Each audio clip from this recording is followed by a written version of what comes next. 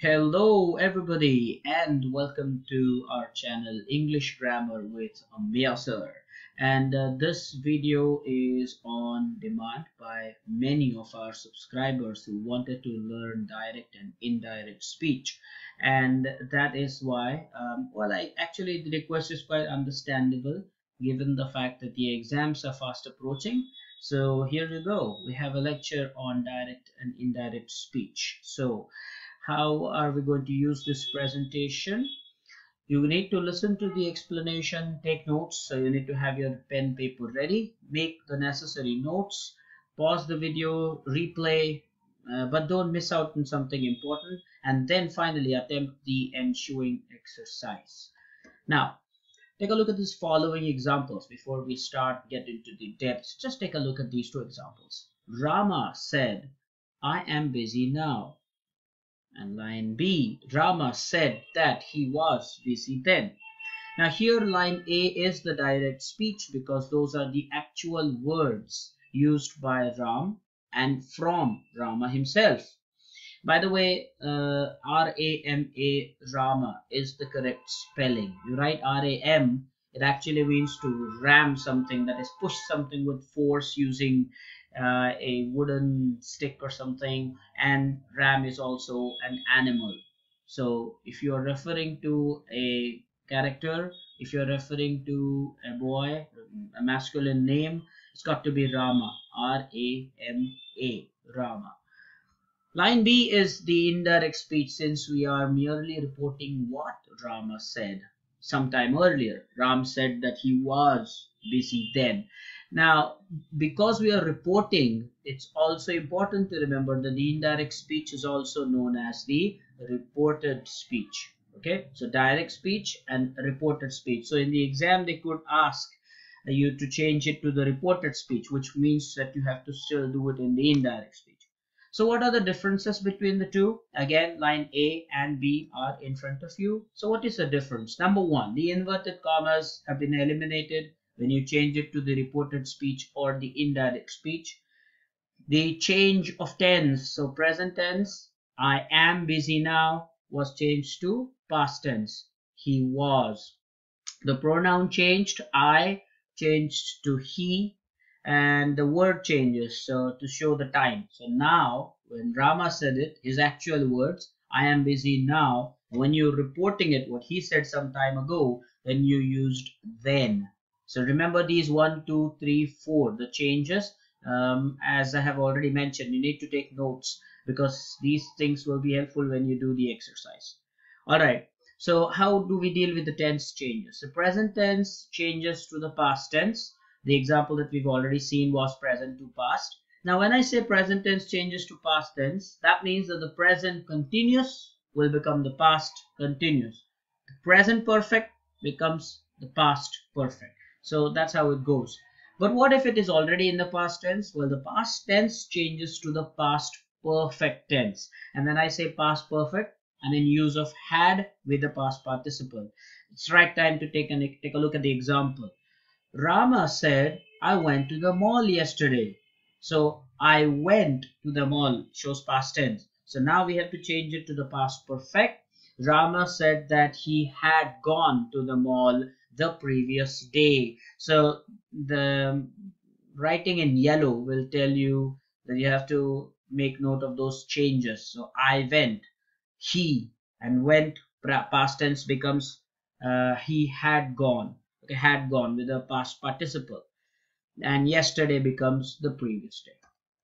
Now the words for assertive sentences, it's not compulsory that you only have to use said. So you can use said that, you can use told, you can use clarified, you can use stated, announced, declared. Those are the words. Okay, but one thing important to remember, you can say said to Rama. So for example, I said to Rama, it's okay, but you cannot say I told to Rama. Then you would have to say necessarily I told Rama and not I told to Rama. That's an important thing to remember.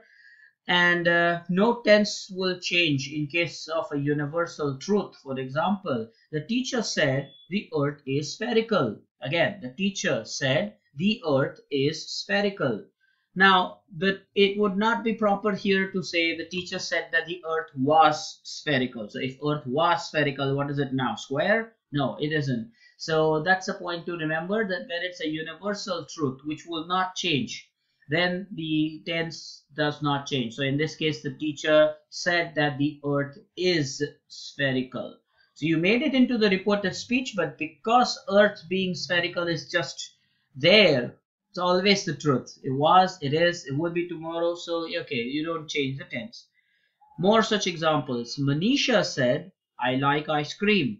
Now here again you've got to say Manisha said that she likes ice cream, because it's going to be constant. She liked ice cream yesterday. She is into ice creams today. Who knows, she might for a long time continue to like ice cream. So she likes. Important to remember, I like was a form, but then to keep the present, simple present tense, she likes is what you changed it to. One more example is what we'll consider. She says, I wash my hair every day. I want also you to notice this everyday thing separately, okay? Not every day together, because then it becomes an everyday thing. That's a different thing, okay? Every day. Anyway, the example is she says, I wash my hair every day. So that's a regular thing, right? Then you don't have to change the tense here. You can say she says she washes her hair every day. And you have to notice here that the word that is optional here. So you can say she says that she washes her hair every day. Now, what are the word changes? Take a look at this table for the direct and indirect. The following are the changes. So here changes to there, today changes to that day, tonight changes to that night, will, shall, can change to would, should, could, respectively. May changes to might, tomorrow, the next day. If you remember in the previous slide, we saw the word yesterday changing to the previous day. Tomorrow changes to the next day. The next week, this is important. The next week changes to the following week. Of course, the point is, if I spoke it too fast for you to make a note of it, you can always pause the video. When you have proper notes made, then proceed to the next slide. What about the interrogative sentences? Well, these can be classified as two. The ones that can be answered in yes or no, and the others that cannot be answered in yes or no. Example of type A. The teacher said to the students, have you understood? Now that question, have you understood, can be answered in a yes or no. Yes, we have understood. No, we haven't understood. So it's type A. Look at the next one. The teacher said to the student, where do you live? Now, where do you live cannot be answered in yes or no. I mean, it would be completely dumb if you were to answer yes or no. Someone asks you, where do you live? All right. Now, the solution for both the types is as follows. So the teacher said to the students, have you understood? The answer would be the teacher asked. Notice that said changed to asked because you've asked a question. The teacher asked the students if they had understood. And one more, the teacher said to the student, where do you live? Cannot be answered in yes or no. The teacher asked the student where he lived. Now I'm making it clear that the student, I'm assuming that's a boy, but then if you're talking about a girl student, then where she lived. You have to make use of the correct pronoun. Another thing to notice that I have highlighted in the yellow, but again, the question mark is eliminated in the indirect speech. So if you see, the direct speech carried the question mark, however, the indirect speech terminated with a full stop. It's very important. You can use the word weather instead of if, but the point is just not the climate weather. So be careful with the spelling. The other words you can use for the interrogative statements are questioned, interrogated, inquired, but normally asked is just fine. High profile words like interrogated, questioned, it's more like when there is a police inquiry or something that is very, very formal. Otherwise, you just stick to the word asked. And I've already mentioned that weather can be used instead of if, but note that it is not the climate weather, not W-E-A-T-H-E-R. So I prefer the use of the word if. That makes things less complicated. Now let's come to the imperative sentences here. Imperative sentences are the requests, commands, and orders. The old man said to the young boy, please bring me a glass of water. That's a request, right?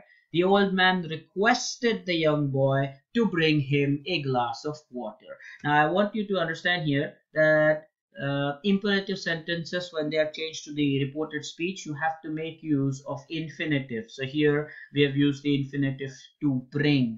Also notice that when the old man was saying, he said, bring me a glass of water, but when you change it to bring him a glass of water. So you got to change the pronoun properly, because you will be reporting what someone said. That is why it's a reported speech.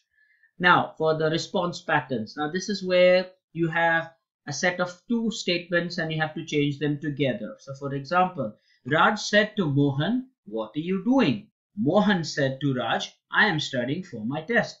Now here there's a question answer kind of thing. So it's a response pattern. Such questions are for 2 marks, not for 1 mark, because you have to deal with a couple of sentences. So the answer will be Raj asked Mohan what he was doing. Remember, what are you doing is not a yes or no question. So you cannot use if here. Okay, what are you doing cannot be answered in yes or no. So you cannot use if. Mohan replied that he was studying for his test. So my test becomes his test, because we are narrating what Mohan replied to Raj. The second example is, good morning, said the student. Can I attend your lecture scheduled for the next week? Scheduled is also the correct pronunciation. Sure, you can, replied the teacher. Now here again, the student greeted the teacher with a good morning and asked if he could attend his lecture scheduled for the following week. If you remember the table we studied, yeah, the following week will be the way you change it. The teacher replied that he surely could. And of course, surely could attend the lecture, what we are talking about. Here I want to make it again very clear that I'm assuming the teacher is a sir, a male teacher. If it's a female teacher, then you can say attend her lecture. Bear that in mind. Now, the response pattern number 3. This is particularly a dialogue. So Rashmi's dialogue is, I wrote this book last year. Mandira saying, really? I will definitely read it. Note the spelling of definitely. It's D-E-F-I-N-I-T-E-L-Y. Now, how do you change it? Rashmi told Mandira that she had written that book last year. Mandira expressed surprise and said that she would definitely read that. A couple of things. Number one, it is a new pattern. We've not studied such a pattern in this lecture so far. So here we have an interjection. Really? Wow, hurrah, those kind of things. So then you have to use the word expressed. And then you got to mention what feeling it is. So expressed surprise, exclaimed with happiness, or whatever it is, whatever is applicable. Another thing is, notice how this past tense, again, wrote, past tense changes to past perfect, had written. This is the one point where even the scholars make a mistake. The past tense, they change the present tense to the past tense, all right, but then the past tense also changes to the past perfect. And of course, that is the note. What else we got?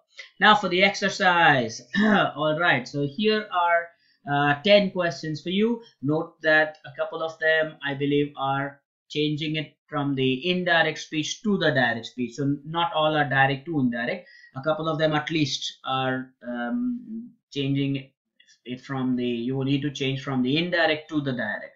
Now again, do not be hasty. Pause the video, do it first. When you're ready with the answer, then only resume the video, because you know after this, in the next slide, you will have the answers. So be honest. And of course, as usual, you have to post your score in the comments. Now, you can pause the video now. All right, I assume that you had paused the videos and now you're ready with the answers. So now we can take a look at the answers. So here are the answers. You can pause the video again to let the screen be and then correct your answer and then post your score very honestly. Thank you for this your time, and thank you for watching the video. I hope that this lecture was interesting and helpful. I have no doubt that it will help you to prepare better for your exams or your assessments. As I always say before I leave, keep learning, keep enjoying, keep getting better at using English. Up until next time, bye bye.